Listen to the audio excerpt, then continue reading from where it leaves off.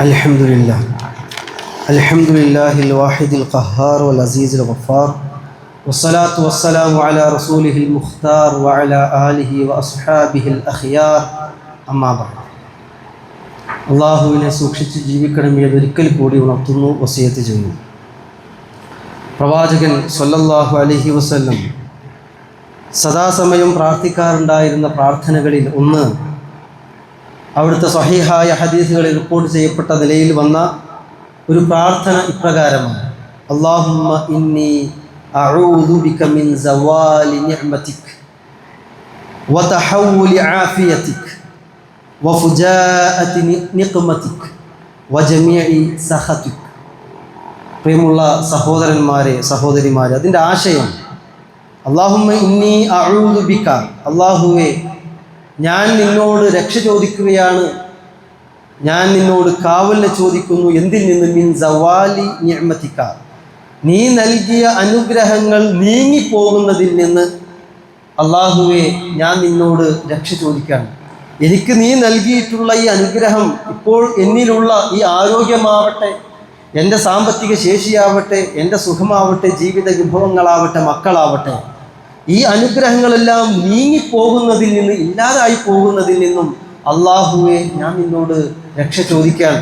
രണ്ടാമത്തെ കാര്യം വതഹവ്വുലി ആഫിയതിക, എനിക്കിപ്പോൾ ആരോഗ്യമുണ്ട്, കൃത്യമായി പള്ളിയിൽ വരാൻ സാധിക്കുന്നു, ജമാഅത്തിൽ പങ്കെടുക്കാൻ സാധിക്കുന്നു, ആരോഗ്യമുണ്ട്, കൃത്യമായി കാര്യങ്ങൾ ചെയ്യാനൊക്കെ പറ്റുന്നുണ്ട്. അള്ളാഹ്ക്ക് ഏറ്റവും ഇഷ്ടമുള്ള അടിമ ആരാണ് എന്ന ചോദ്യത്തിൽ ഒരു മറുപടി ഉണ്ട്: അൽ മുഅ്മിനുൽ ഖവിയ്യു ഖൈറുൻ മിനൽ മുഅ്മിനിദ് ദഈഫ്. അതെ, ആരോഗ്യമുള്ള വിശ്വാസിയെ പടച്ചവന് വലിയ ഇഷ്ടമാണ്, രണ്ടുപേരെ ഇഷ്ടമാണ്. പക്ഷേ ആരോഗ്യമുള്ള സമയത്താണ് പലപ്പോഴും മനുഷ്യന്മാർ അള്ളാനെ മറക്കൽ. അതുകൊണ്ടാണ് ആരോഗ്യമുള്ള ആഫിയത്തുള്ള കാലഘട്ടത്തിൽ ചെയ്യുന്ന കർമ്മങ്ങൾ അള്ളാഹ്ക്ക് പെരുത്തിഷ്ടമാണ് എന്ന് പറയാൻ. മാത്രമല്ല, ആ കർമ്മങ്ങൾക്കൊരു കൃത്യതയുണ്ടാകും. ചില ആളുകളൊക്കെ ധരിച്ചു വെക്കാറുള്ളത് എന്താണ്? കുറച്ച് പ്രായമൊക്കെ ചെന്നിട്ട് ഹജ്ജ് ചെയ്താൽ മതി, കുറച്ചങ്ങോട്ട് പോവട്ടെ, ഒരു ആയുസ്സിൻ്റെ അവസാന ഘട്ടമൊക്കെ വരുമ്പോൾ ഹജ്ജൊക്കെ ചെയ്ത് നല്ല ശുദ്ധമനസ്കനായി എല്ലാം കഴുകപ്പെട്ട നിലയിൽ, കറകളഞ്ഞ നിലയിൽ വരാം എന്ന് ഒരു മിഥ്യാധാരണ നമ്മുടെ സമൂഹത്തിൽ പലർക്കുമുണ്ട്. ഇവിടെയാണ് ആരോഗ്യമുള്ള സമയത്ത് ചെയ്യാൻ പറ്റുന്ന പോലെ, ഇപ്പോൾ നമുക്കറിയാലോ, ഇപ്പോൾ പള്ളികളിൽ രോഗാതുരമായി വരുന്ന ആളുകൾ, അവർ ഒരുപക്ഷെ ആരോഗ്യമുള്ള സമയത്ത് നല്ല രൂപത്തിൽ നമസ്കരിച്ചവരായിരിക്കാം. ആരോഗ്യം ഇല്ലാതാകുമ്പോൾ മറ്റു പലതിനെയും ആശ്രയിക്കേണ്ടി വരികയാണ്, ദുർബലത അനുഭവപ്പെടുന്നു.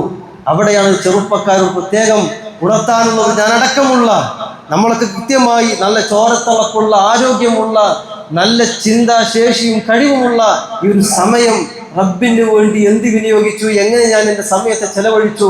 നിഅമതാനി മഖ്ബൂലും ഫീഹിമാ കസീറുൻ മിനൻ നാസ്. രണ്ട് അനുഗ്രഹങ്ങൾ പലപ്പോഴും നമ്മൾ അശ്രദ്ധയിലാണ്.